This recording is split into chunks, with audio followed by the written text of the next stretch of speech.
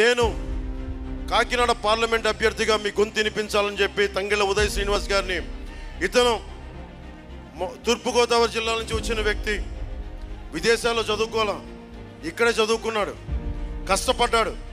Tea time అని ఒక చిన్నపాటి టీ షాపు, టీ చైని ప్రారంభించి దాదాపు 24,000 మందికి ఉపాధి అవకాశం కల్పించిన వ్యక్తి, దాంట్లో 11,000 మహిళలు.